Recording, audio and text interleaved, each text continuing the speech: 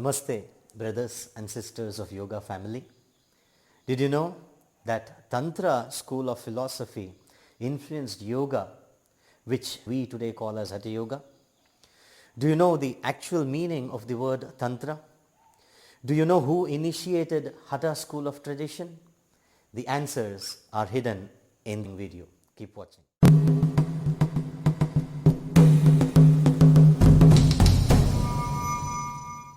The golden era of yoga can also be called as the Vedic era of yoga because it was from the Vedas that the Sankhya and the Yoga school of philosophy emerged. While yoga was a practical lifestyle during the Vedic period, which was well known as Ashtanga Yoga, during the same period there was also another parallel lifestyle called Tantra, which originated from Atharva Vedic practices.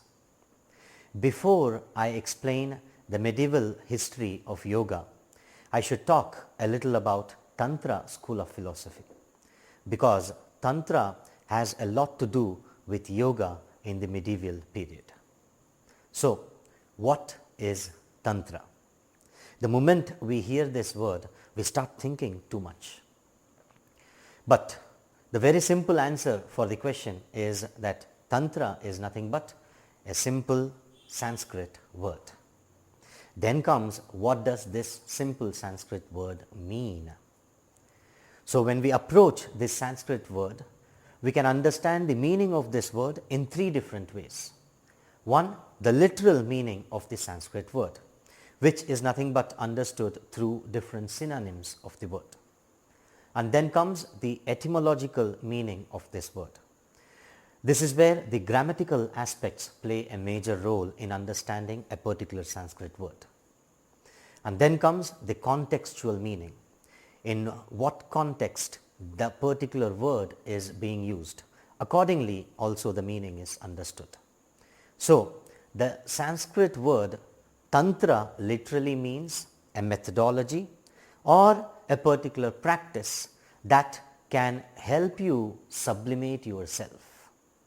And the etymological meaning of the word Tantra has two different aspects in it, which is nothing but two different words put together forms Tantra, Tanute and Trayate, where Tanute means to diffuse and Trayate means to protect or to sublimate.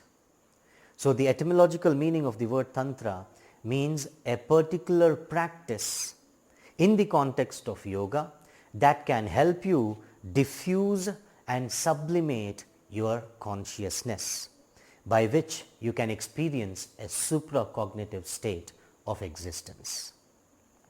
Though the goal of yoga resembles yogic destination, the purpose of life as is discussed in yoga is almost the same in Tantra too.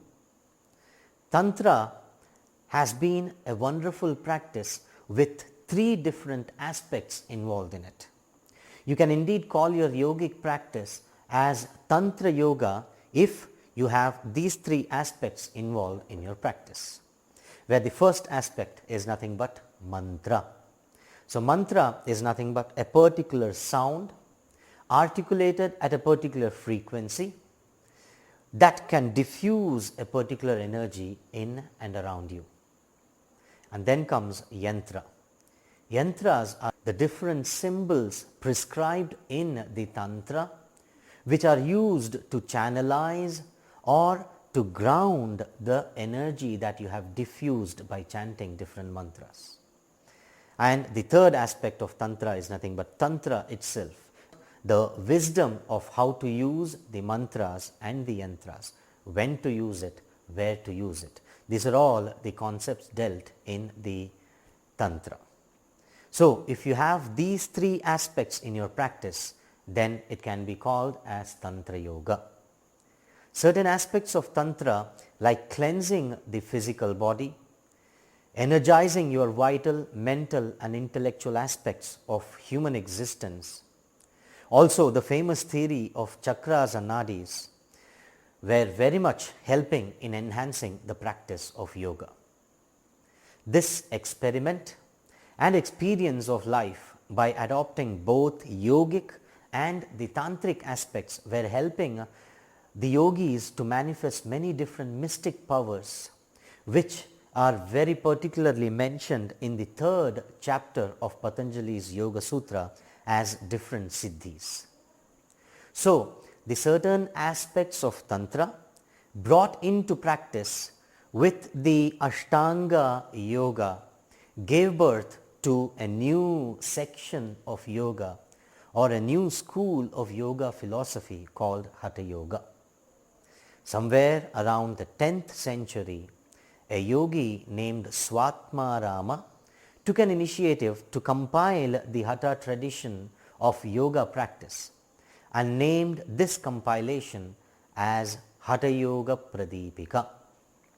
The practice and philosophy mentioned in Hatha Yoga Pradipika are very much authentic, and they suggest that Tantra and Yoga can be practiced simultaneously to experience human perfection and sublimate the limited consciousness into a universal experience of existence.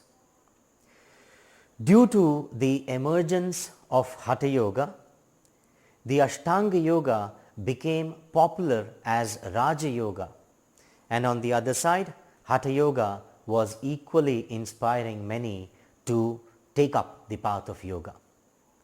In his book, Swatmarama mentions his gratitude to all the yogis who practiced Hatha Yoga, where he mentions Adinatha as the first Hatha Yogi, followed by Gorakshanatha, Matsyendranatha, who were the foremost Hatha Yogis. And it is said that they lived approximately somewhere around 9th century of Common Era. Hatha Yoga has its theory that yoga can be achieved only if the mastery over the physical existence is achieved first. Mental mastery is secondary. The very first and foremost aspect that a yogi should approach is to master physical existence, and hence Hatha Yoga prescribed 6 different cleansing techniques, followed by asana, pranayama, pratyahara, dharana, and of course bandhas and mudras play a major role when we think yoga in the context of Hatha school of philosophy. Hatha yogis were clearly named as Siddha yogis, Natha yogis, Pashupatas, etc. And slowly the lineage of Hatha Yoga started taking a contemporary mode, and it is somewhere around the 18th, 19th and 20th century that Hatha Yoga was taken by Shivananda school of yoga and B.K.S. Iyengar very seriously, and they spread this Hatha Yoga to the modern world in the very best way possible. So more about the contemporary yoga is coming up in my next video. Thank you for joining me. Keep watching our next videos. Do not forget to subscribe. Wait for more in my next video about the modern world of yoga. Thank you.